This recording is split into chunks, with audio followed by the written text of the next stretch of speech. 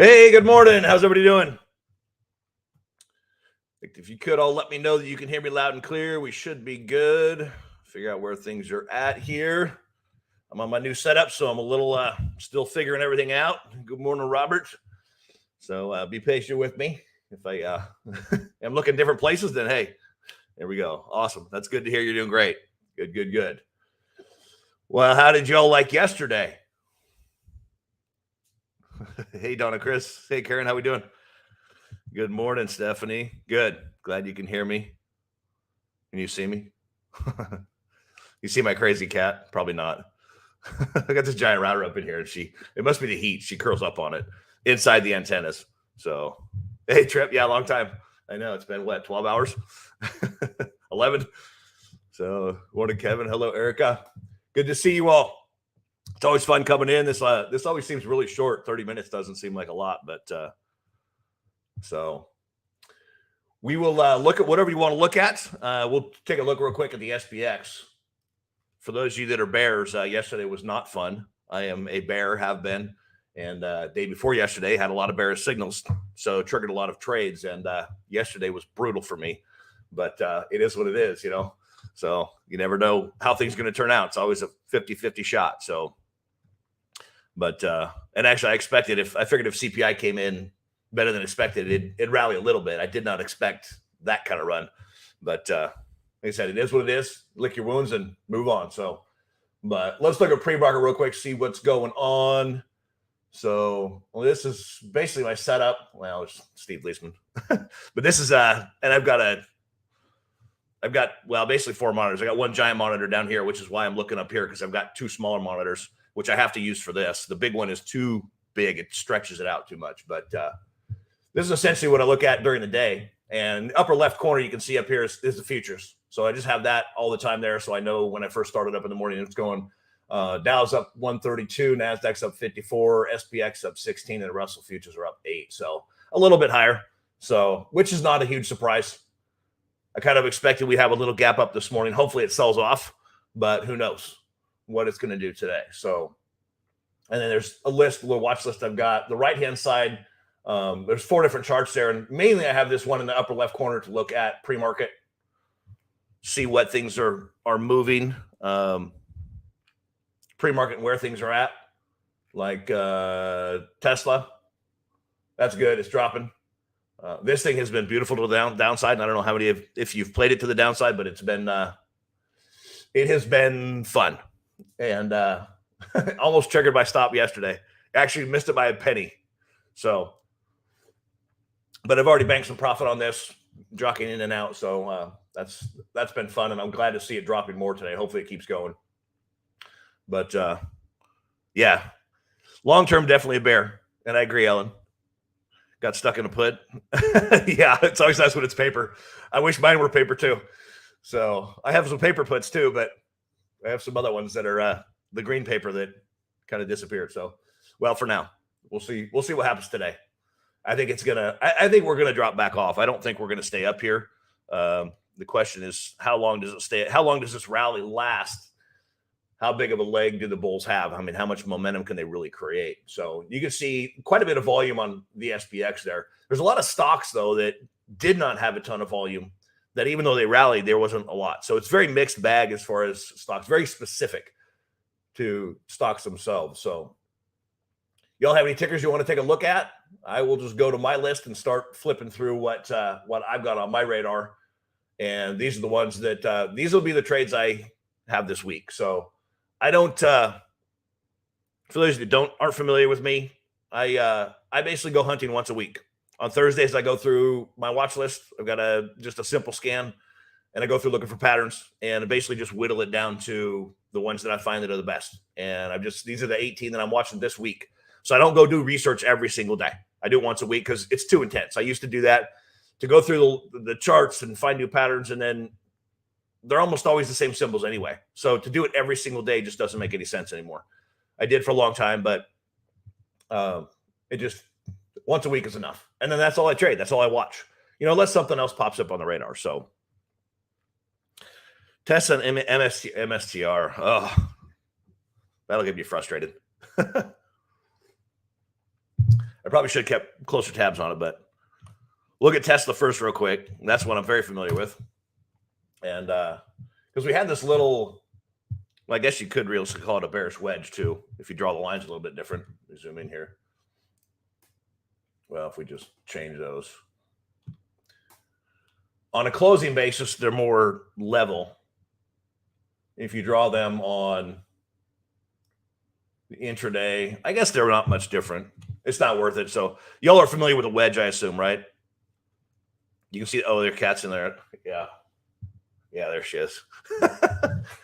I don't think, I can't say, yeah. She made her way into the picture. She wants to say hi. So hopefully she doesn't jump down. She jumps down. My chair is about all she can get to.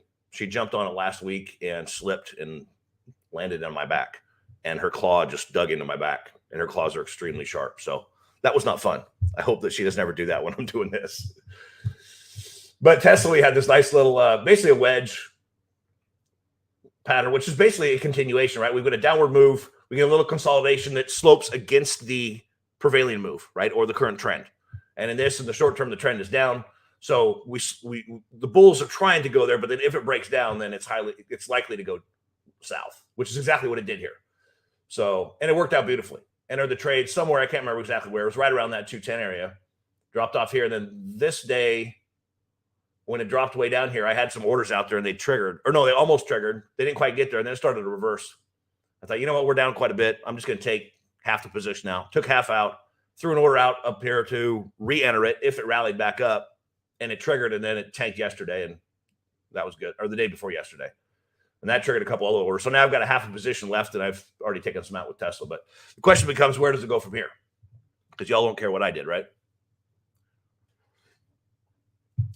I think it's headed to 150. That's my target. That's one reason I've hung on to it, because I think they're still get to a weekly. And you can see, those of you that have been in Patterson Flash can see that massive head and shoulders, right? It's just ginormous. And it's a $200, I believe it's about a 200 to 210 point measured move, which is insane, which essentially would take it almost to zero. But realistically, I can see Tesla heading all the way back to this 25 or 50 range in the next year or two. That's what I think.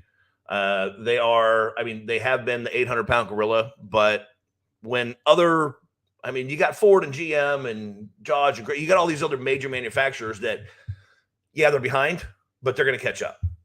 And they've got everything in place already, right? And Tesla does too. They're still building out their infrastructures from what I understand. But, and their cars are absolutely killer, no doubt. But when everybody else catches up, they're just going to be another Me Too car company, right?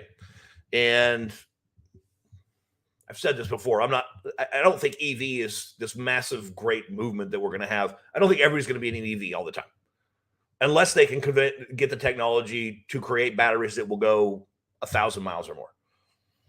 So I think this 300-mile range, I looked into EV and I was like, yeah, just if I go down to my parents' house, it's 400 miles. It's a 6-hour drive. I'm not going to stop and charge a car up on the way there. So I think this is overhyped myself. I think it's a little too much. I think there's a good place for electric vehicles. There's no doubt. But I don't think it's the great savior that some people think that it is. So I think the next target, the next logical target, and actually just looking at this, you can see we've closed at a new low. I think 150 is the next point. So I kind of wish I still had a full position on here. But what was the other one you wanted to? Oh, MSTR. Yeah, this is one that this is tied heavily to Bitcoin. If you're not familiar with, and I learned this just actually back here, and I remember seeing it at 500 and not realizing I don't follow Bitcoin really. There's another thing that I'm not a big believer in, the whole crypto thing. I know some people are diehards, and it's just hard for me to. I love the concept, I love the idea, but there's nothing. There's no hard asset there. A digital coin. I mean, it's all based on an idea and people's belief that it's legitimate. And maybe it'll play out. Maybe it will. I don't know. I just don't see it happening long term. So, but there's a lot of issues going on with that right now. I mean, that's popped up in the news a lot with FTX, most likely going to collapse, it looks like. MSTR has something they had. I don't know how much they have, but the CEO of this company went and bought $300 or $500 million. He bought 500 million more. He already had $2 or $3 or $5 billion worth of Bitcoin. And then he borrowed a few hundred million to buy more. And so he was looking at a margin call, anything below 20 or 21,000 on Bitcoin. So MSTR is heavily correlated and heavily linked to Bitcoin. So when Bitcoin crashes, MSTR goes right with it. And that's why this thing's tanked the last couple of days. So, and I learned that back here somewhere earlier this year, not realizing it. And then I saw this move from 525 to 150. I was like, if only I would have known that before, because it was after this crash that I realized that I learned that they had so much of it. But but drawing some lines on this puppy. Yeah. There is definitely a spot there. That's the major spot.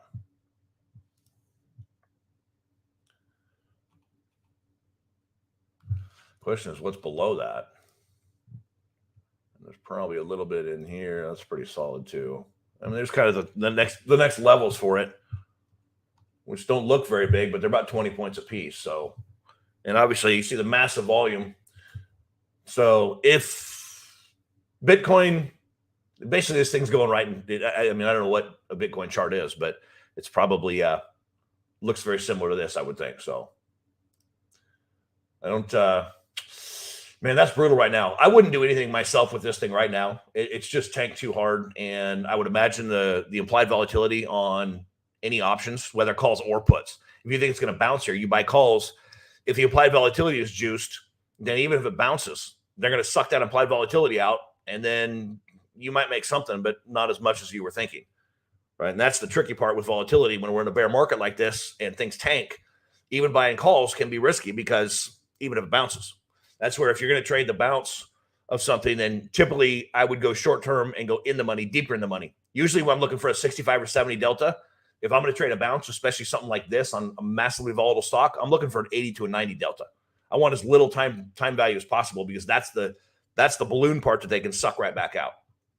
So you've got to be pretty cautious with that. So I don't know. There's not much else here except for, I mean, you got basically a descending triangle. So if it breaks down there, if you measure all the way out here, which is a little aggressive, I'd probably measure somewhere in here, but still this very easily could go to 120, I think, especially if Bitcoin keeps going. What was the other ones you want? Where to go?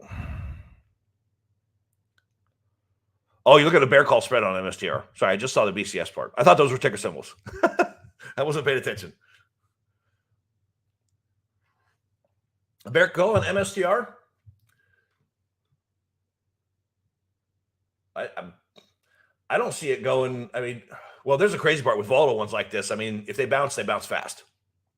So as long as you're prepared to get hammered if it goes up. But if you believe it's going to stay below, say, 200, or if it breaks below this, say, 168 level, and there's the beauty of spreads. Even though I don't do a lot of them, the nice part is that if you're confident that it's going to stay below a certain level, then they're a perfect tool. And especially in a time, if volatility is high, you want to be a seller of options.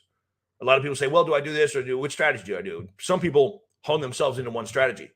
Generically speaking, when implied volatility is high, it's best to be a seller of options, right? Because you're selling higher premium. When volatility is low is the time to be a buyer, right? So just generically speaking, that's where you want to be. So if volatility gets crazy and we're tanking, then it's a good time to look for selling strategies. Bear call spreads, bull put spreads, selling naked, or not necessarily naked. Well, you could sell naked puts, cash secured puts if you want to buy a stock. I wouldn't sell puts right now unless you want to buy a stock because the trend is down. So let's move to KRYS. What is this? Crystal Biotech?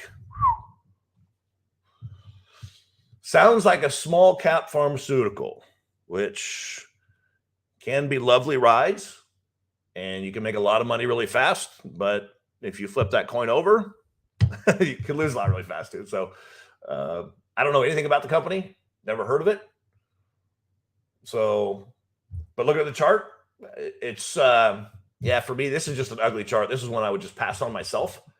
But if you know something about the company that leads you to believe, if you have a more of a fundamental or understanding, leads you to believe that the stock is going to do one thing or another, then Yeah. I mean, just looking at it from a technical perspective, you got 80, and then there's, I'm assuming, yeah, I mean, those are kind of the ranges that it looks like it stays in. Notice they're equidistant. That's always pretty common. So yeah, if you believe this is going to stay above 73, I'm assuming they had this is the risk of these types of companies when they have news. This is what happens. I mean, the stock was 40 and it opened at 95. If you do bear call spread on this thing for 2 weeks out, in the next 2 weeks, say you do this 75-70 or 72 or 70-65, whatever you do, if they come out with news and say, okay, this news right here is negated, and they go back to 40, obviously that's not good. There is no getting out of that. So just understand that usually these small biotech companies, the small companies like this, are highly risky. And a lot of people, especially if you're newer to options, I don't know, where you're all at, how long you've been doing this, but they usually offer really, really juicy premiums. And so it looks really, really good on the surface. You go, look at this. I can get, $2.50 on a $5 spread. Woo! And all you look at is the premium and don't realize that premium is there for a reason, because it's high risk. And I won't bring up, what's that one that I've been cranky about? It's finally out of my mind. I sold a put for like 3 days it was in the money, but I got like $2.50 or $3 for it. And then the stock went from, my cost basis would have been 1050 and it ran to 175, like 6 months or 8 months later. It was pandemic related stuff. It was crazy. So I was a little cranky that I sold the put because I missed it by a nickel. If it would have closed a nickel lower, it closed at 13.05. I sold the $13 puts when the stock was at like 11.25. I got like $2.50 or $3 for it, 350 or something like that. And it closed a nickel above where I would have been assigned. And if it would have been assigned, I probably would have held on to it, and who knows where I would have sold it. I probably would have sold it at 50 or something, but it went to 175. I think it went to 250 ultimately. So, but yeah, just be careful with KRYS. Yeah, green tech still in its infancy. Yeah, exactly. AMD, and we had to open that wound, didn't you, Trip? AMD is what I got into yesterday. I mean, when you look at the chart, we have this, and this looks a lot like Tesla, right? You've got this big longer-term downtrend, right? I mean, it's 2 or 3 months worth. Whoops. And then you've got this just slight consolidation, and it's basically sloping against the trend. It looks almost identical to Tesla. And then we get an evening star. We're at this old support level. Yesterday, or day before yesterday, we have this beautiful evening star. It drops off, and everything about it's beautiful. So I got in 2 or 3 different chunks. By the end of the day, I'm like, this is awesome. I was up a few hundred. I figured, hey, if we tank tomorrow, we go down and hit the target of 50, I'm going to make 200-300%. And then CPI comes out, and the bulls got all excited. For what? For a week or two run. So we'll see what happens with this. But the next level up is, we could very easily run to 75, but I would be shocked. And you can see there on a longer term chart how solid that resistance or that support level was. So if this thing gets to 75 and gives any indication of bearishness, if we jump up there to that level and we get another evening star, or it just stalls out for a few days, which is what I would expect it to do, then I would be loading up on puts. That's just me. And putting a stop right above it. What was the other one? MU. Kind of similar, right? The downtrend's not as pronounced as AMD was, but we're sloping against it. Nice little, just a kind of a small, really tight little range. And again, another one that we had an evening star up there. Not as neat and clean as AMD, but very similar. And then, of course, a pop today. So who knows where this thing's going. Let's see. You know what? I'm going to kill all those and start fresh. Let's see if we can get the... Yeah, that's not really there anymore. I don't see any clean, really downtrend lines to draw.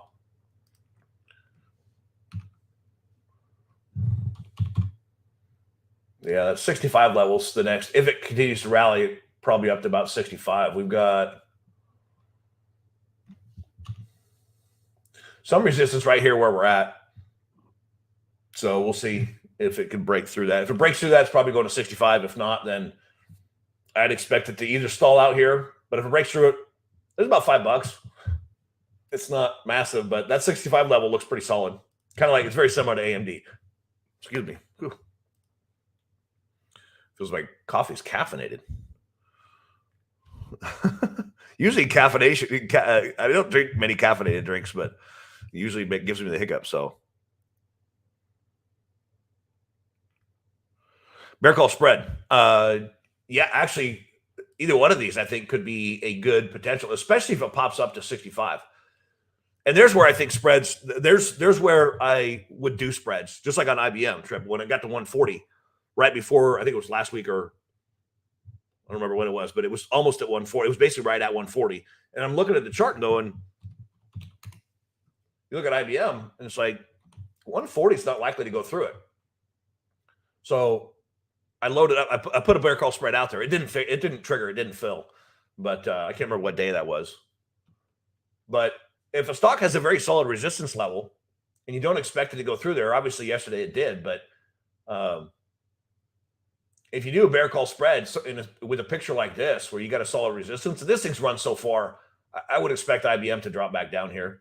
I mean, I think the long term is, the all-time high is 145. I can't imagine it goes above that. But if it does pop to 145, I mean, I'd be all over a bear call spread at the 145, 146, or anywhere close to there, even if it rallies up here. That's because I don't know that it's going to turn around and tank. Because usually when we get momentum like this, well, not great examples here because we only had a 2-day stall out here, but here's 3 days where it stalled out and then it dropped a little bit. But they're not massive moves, but at the same time, this is a good example where you get a resistance level here at 140, you get a spinning top and then a hangman. Over here, you got a rally above it, and then it closed below the line. Couldn't make it. The next day, bulls tried again. They failed, even worse than the day before. The next day, they gap it up and rally it up, and then fail even worse. These are the types of situations where I think a bear call spread is beautiful, especially if you don't expect it to drop big time, or if you don't think it's going to drop big time. That's when a spread comes in handy, in my opinion. If you think it's going to move big, if this is not a good signal, but if you think it's going to have a move like this, then that's when I want to be long. Right? I want to buy puts or calls if I think it's going to move big in one direction or the other. If I'm not sure which direction it's going to go, but I'm pretty confident it's going to stay below or above that level, then a spread is a good tool. Thoughts on the spiders? That is Karen. Who's the other one that's wants? Oh, that's the Qs. That's Brenda. Is always on the Qs. Spider, this is going to be basically the same as the SPX, and it'll be hard to say what's going to happen with any of this. But this will basically follow the SPX. We could run back up to that downtrend line. We didn't quite get there here. So it's technically, I'd say it's close enough to confirming. But, it's hard to say with this. We've got the next major resistance levels up there about 410. We'll get through 400 is the big question, too. You got the round number of 400, which is coming into play too. So right now, there's no significant signal saying this way or the other, except for a massive move with, fairly solid volume. It's not massive. The volume's not huge. The SPX it was, but the spiders, it was just average. So we had a big move, but volume wasn't ginormous. So I don't know if this move is going to hold or not. We'll see. Today will be probably a pretty good indication. If it drops back below this line, then I'm back to being super bearish. If it sits here for a few days or a week and kind of dances, then I'd turn a little bit more bullish and expect another move to the upside. And possibly if we break the 400 coming up here, 411. But I think that would probably be the end point because we got the downtrend line and that. Let's see what the 200 is. The 200 day comes in at 407, which you can see it respected it back here. Not so much here. It kind of got entangled in it there. But if we get to the 200, that's going to be a pretty major point. What makes me nervous, though, is that Kramer came out and said he was going to sell into this rally, which means it's probably going to rally. Because Kramer, a lot of times what he says does the opposite. He's a good entertainer, but he's a fundamentalist guy, so.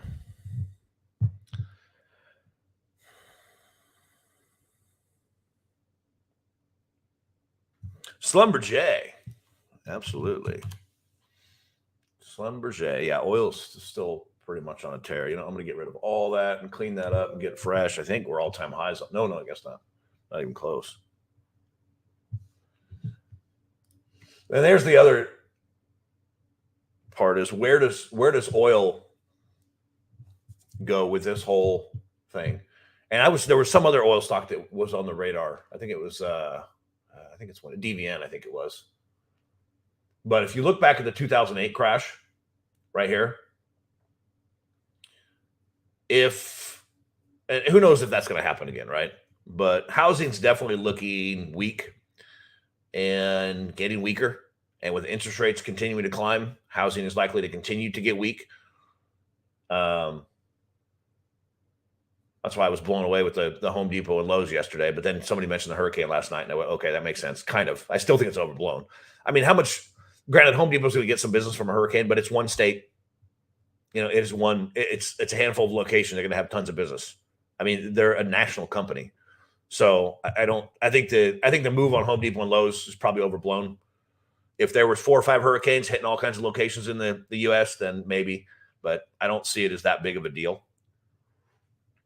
I mean, hopefully it's not bad, but I mean the hurricane itself. But I just think that an 8 or 10% move in a day on Home Depot based on a hurricane. So I think it's overblown. I think the whole move yesterday was overblown myself. That's my opinion. But then again, I'm a little biased too, right? Because I'm on the bear side, so I want it to tank. So, and that's the hard part is tempering that. You know what you want for your trading positions versus what reality is. And you've got to, as a trader, you got to learn to separate those two. Okay, this is what I really want to happen, but I can't let that bias that I have skew my view of reality. So here's what I want. Here's my biases, but don't get crazy and believe that that's the way it's going to be. So obviously there's a pretty solid level there, about 53. If it breaks above that, or let's see where the next major level. This is the weekly, I think. No, this is a monthly chart. So there's going to be some in there too. So those are the next major levels on Schlumberger. Let's see if there's I don't think that's gone. Not coming into play at all. I don't know if there's there's really no downtrend there. So yeah, we've got some beautiful little flag type of patterns, right? There's a little flag pennant type of thing. We got a big rally, right? And then we got another one. Here's a little pennant, which we broke out of. So if we stay above this level on Schlumberger, if we bust above that 53, then I can see it hitting 60. So that could be a nice little popper. I kind of like this. We've got a new high on a short-term basis. I've been over the last couple of years. But oil is also one of those that is extremely volatile right now. So it could, and last time, which I got a little cranky with, last time when oil was running, it gave a beautiful signal, beautiful bearish signal. I got in, took a bath, and then about a week after I got out, it just tanked, like just fell off a cliff with no signal, nothing. Just, I'm like, but it is what it is, right? So I can see this possibly popping to about 60. I'd say it's probably going to get pretty tired there at 60. It could run to 65, but that'd be pretty exhausting. This is a pretty steep hill. If that was a hill that I was running up as fast as I could, I'd be pretty tired pretty quick. I know it's kind of a weird way to think of it, but that's how my mind works. And I need a breather, catch my breath. And when you look at historically, that's what happened. Or when it runs like this, like back here on the left side there, you can see a little pop, a nice little pennant pattern, a pop, and then it slows down some and slowly builds back up. But then when it broke out of there, it finally moved big.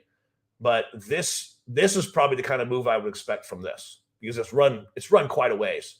I would expect it to slow down here and not continue to run. If it does, it'd be probably a quick pop and then a slowdown, I would think. It's always 50-50 though, right? It's always a flip of a coin. Hence the reason that risk reward is critically important. Hence the reason that you've got to pull your stops quickly when things go against you and get out with small losses instead of letting them get huge. So lots of momentum though. You can see these candles and the volume on this move are pretty solid. So